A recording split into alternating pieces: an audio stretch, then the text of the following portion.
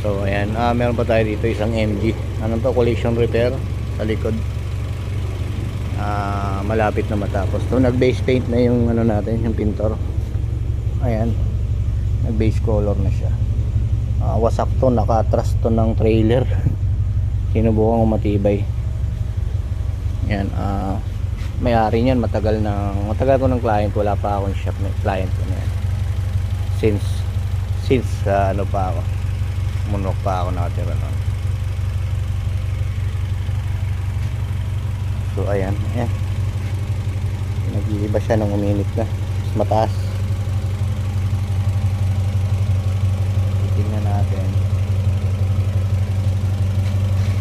gawin siya ng pagbabago.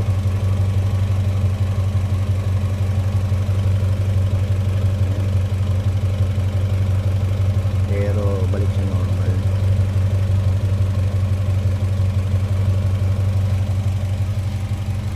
Waiting tayo Ay natin mag-automatic yung fan.